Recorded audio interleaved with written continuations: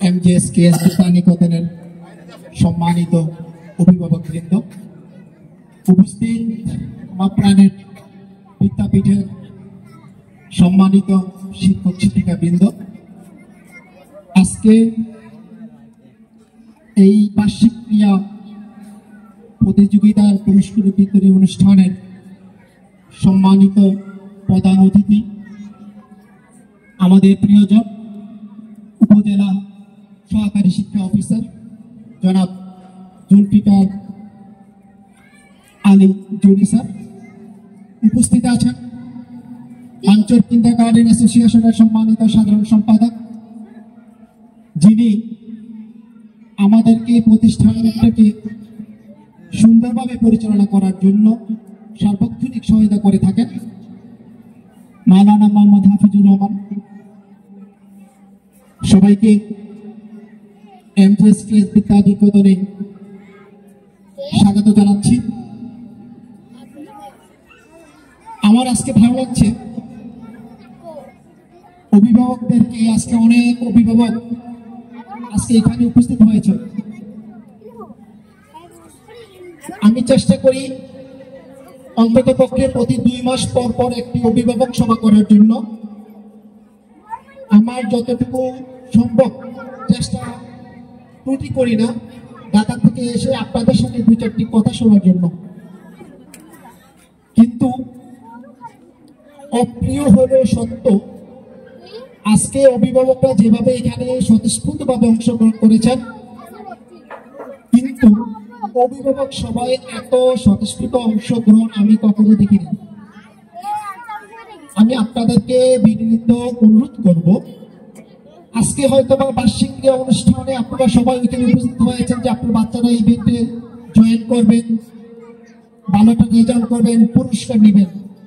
কিন্তু আপনারা কি জানেন, এই আজকের ইভেন্টের পুরস্কারের চেয়ে বেশি পুরস্কৃত হয় আপনি যেদিন অভিভাবক সভায় উপস্থিত হবেন, সেদিন আমাদের 2টা কথা শুনবো এবং আপনাদের অভিযোগগুলো আমরা শুনবো এবং এটা সমাধান করব।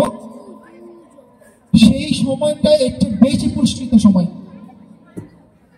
আমি আশা করব ভবিষ্যতে আমাদের যখন ফ্রেন্ডস মিটিং গুলো হবে, আপনাদের এরকম স্বতঃস্ফূর্ত অংশগ্রহণ আমাদের ওই অনুষ্ঠানটিকে আরো সুন্দর করার জন্য, এই প্রতিষ্ঠানটাকে আরো সুন্দরভাবে পরিচালনা করার জন্য আপনাদের সহযোগিতা, আপনাদের পরামর্শ আমাদের খুব প্রয়োজন। এবং আমরা বরাবরই চেষ্টা করি অভিভাবকদের কথা শোনা এবং অভিযোগগুলো পুঙ্খানুপুঙ্খ বিবেচনা করে এই প্রতিষ্ঠানটাকে এগিয়ে নিয়ে যাওয়ার। আজকে আমাদের এখানে প্রধান অতিথি হিসাবে আমাদের স্যার আসছে, জনি স্যার আসছে। আমি কয়েকটা কথা স্যারের উদ্দেশ্যে একটু বলবো। আসলে আমাদের এখানে নদী ভাঙ্গার কারণে 1 কিলোমিটারের ভিতরে প্রায় 5 থেকে 6টা প্রাইমারি স্কুল সহ আমাদের বিদ্যালয়টি আছে। যে জায়গা, সেই হিসাবে এখানে আসলে এত বাচ্চা উপস্থিত হয় না।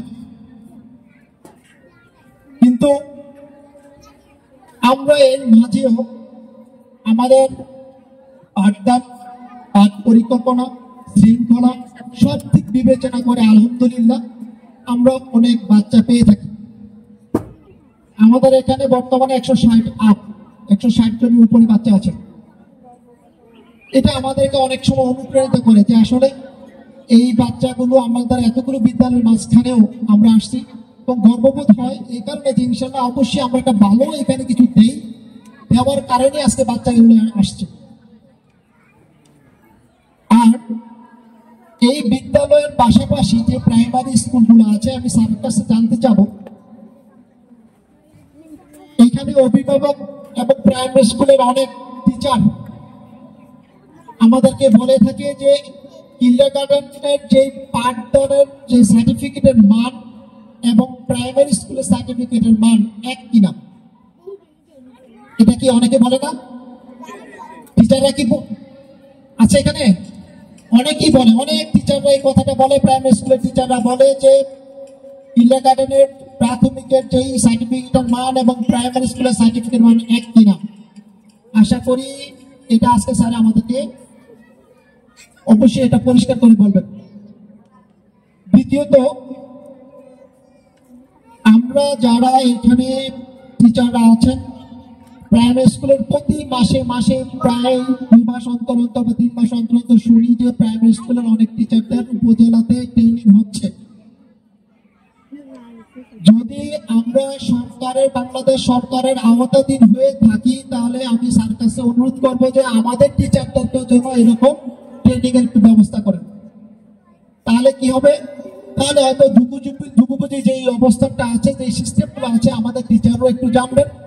আমাদের তরফ থেকে আমরা চেষ্টা করি যতটুকু জানানোর, এবং সরকারি ট্রেনিং গুলো অনেক গুরুত্বপূর্ণ, সেইখানে যদি আমাদের অংশগ্রহণ করানো যায় তাহলে আমাদের জন্য একটু বেটার হয়।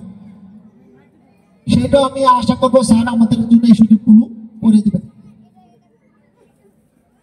দ্বিতীয়ত, আমরা আসলে এখানে যে জায়গাটা বর্তমান অবস্থান করছি, আমরা চেষ্টা করছি অচিরে আমাদের একটা নিজস্ব জায়গায় আমাদের এই প্রতিষ্ঠানটি স্থানান্তর করার।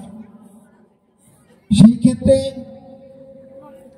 বাংলাদেশ সরকারের প্রাথমিক অধিদপ্তর থেকে স্যার অবশ্যই আমাদেরকে সহায়তা করবেন বলে আমি সে আশাবাদ ব্যক্ত করছি। আরেকটা স্যারের সাথে জানতে যাব, আমার স্কুল থেকে আমরা যেটা জানি, প্রাইমারি স্কুল থেকে এক স্কুল থেকে আরেক স্কুলে যদি কোনো বাচ্চা যায় তাহলে অবশ্যই প্রত্যয়ন পত্র লাগে। কিন্তু আমার আশেপাশে এমন কিছু স্কুল আছে যারা আমাদের বাচ্চাদেরকে আমাদের উইদাউট পারমিশন ছাড়াই ওনারা ভর্তি করাচ্ছে। সেই ক্ষেত্রে প্রত্যয়ন পত্রের কোনো প্রয়োজন আছে কি না, যেহেতু প্রত্যেক বাচ্চাই ইউনিক আইডিটা আমাদের স্কুলের নামে, এই ইউনিক আইডি গুলো আমরা আমাদের নামে করার পরে কোনো বাচ্চা অন্য স্কুলে গেলে সেখানে প্রত্যয়নপত্র লাগবে কিনা, বা লাগলে সেটা ওই স্কুলের জন্য এটা প্রযোজ্য কিনা, বা সেটা যদি কেউ নিয়ে না থাকে তাহলে আমরা সেই ক্ষেত্রে কি ব্যবস্থা করতে পারি বা কি ব্যবস্থা দিতে পারি। এবং সেই ক্ষেত্র আজকে সহকারী স্যারকে আমি অনুরোধ করব সেই ক্ষেত্রে যতটুকু সম্ভব আমাদেরকে উনি সহায়তা করবেন।